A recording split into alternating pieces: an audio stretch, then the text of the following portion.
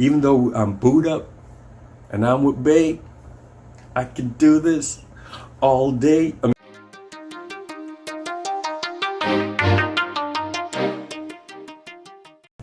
And welcome back to the Angry Teacher channel. I am Richard Williams, the Angry Teacher.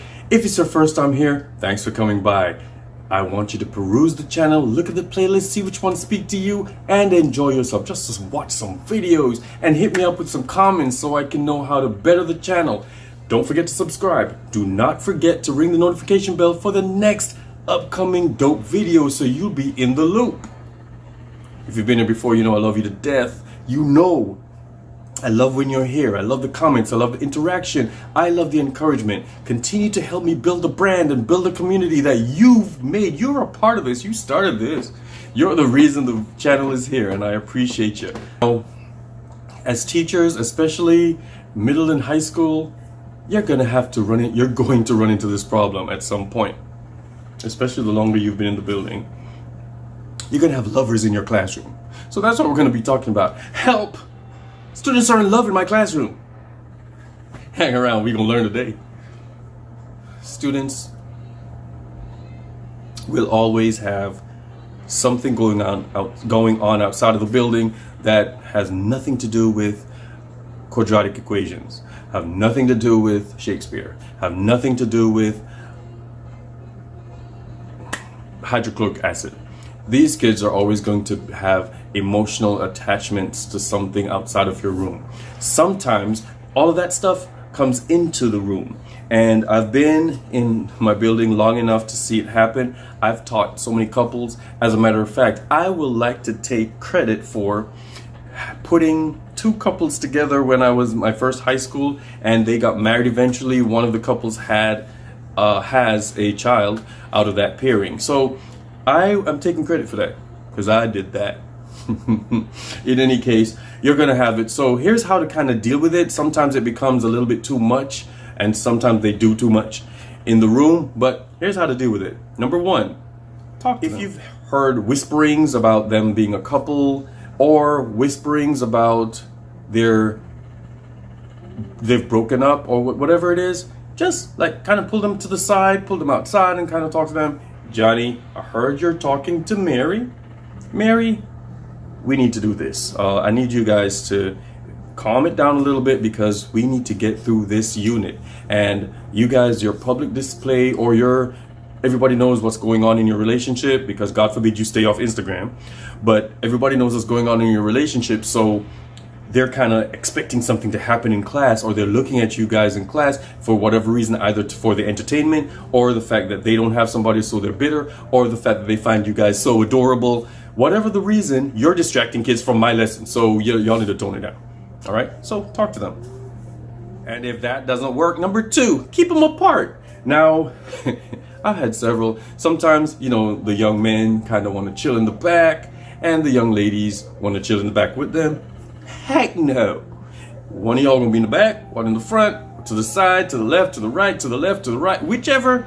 You're just not gonna sit together if you cannot control yourself. And if there is some seating that you're by happenstance you happen to be together, or I didn't care in the beginning and I just have you sit wherever, and you're close to each other and you're passing papers, or you're touchy-feely, or she's cuddled up when I'm going through my lecture, you're cuddled up on him. No, sweetie. So I have to separate you. So you can do that, move them to different parts of the room, and hopefully that works. It should work, especially if it's a large enough room, and if it doesn't, talk to them again. Number three, consult them if the grades or the behaviors have changed. Now, breakups are big for this. If they have broken up and you didn't know about this, or their whisperings, kind of temper the room, kind of see how they are, because some people might be gossiping in the corner, and then the young lady or whoever might be in the corner kind of fuming because they know what people are talking about, they know what people have heard. Kind of monitor the room and see how people are feeling so that you can determine how to address the situation. And like I've always said, keep those lines of communication open. So if you realize that the couple is lovey-dovey and they're doing a lot, or they're not talking a lot this lesson, or they're not talking to each other this class period, or their focus is somewhere else, you know that something has happened, pull them to the side again, talk to them. Let them know that, I know you're going through stuff right now, but I need you to focus. Or, do you guys need a minute? If it's over, okay, you need to stay on your side. You need to say, ignore the haters, ignore people saying stuff, ignore people doing what they want to do because they're getting into your relationship. But it's all about how you handle it, the relationship you had with them prior to their grade changes, prior to their behavior changes. By the same token, if their grades have changed, that should be a driving force with that conversation. Or, you know what, you guys need to get it together. This lovey-dovey thing it's cute, but it's impeding your higher grades. So tell you what, I'm gonna call your parents because they need to know what's going on. And sometimes most times they will say, don't do it, don't call my parents, because they shouldn't be together in the first place according to their parents, because they're either shouldn't be dating that type of a person, or the parents didn't know about it, or there are a whole bunch of reasons. But just know that you're in class to learn, and if this relationship is a problem, then you need to let it go, or you need to find a better way of dealing with it. Lastly, be there for them. They're still human, they're still individuals.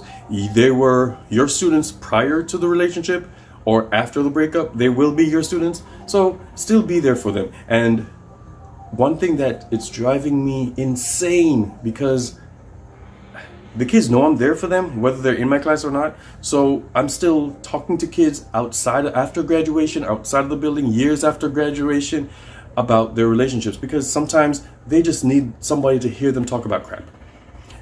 You know you've been doing wrong. You know you were the fault for the breakup. You know she was right. You know he was right, but you didn't do what you're supposed to do. So I'm just a listening ear. I'll listen to your problems. So let them know that they're still individuals. You still love them, no matter who caused the breakup, especially if you had them both, right? If you didn't know one person, that's one thing. But if you knew them both and there's a breakup, talk to them, be there for them. If this is a new relationship and you see that it's cute and everything, be there for them as well. Encourage them to don't mess it up. This is what you do, this is what you don't do, and you kind of be there for them so they know that in your class, even though we are students in love in Mr. Williams's class or in Miss Taylor's class or whatever, at some point I'm gonna have to get work done. Even though I'm booed up and I'm with Bae, I can do this all day. I mean, anyway, I can still be a student in love, and I'm still going to be successful at both. And that's it for the Angry Teacher today. That's how you deal with students who are in love in your classroom. Let's go out there and have a great time. Let's go out there and be great. Hey, let's go out there and teach.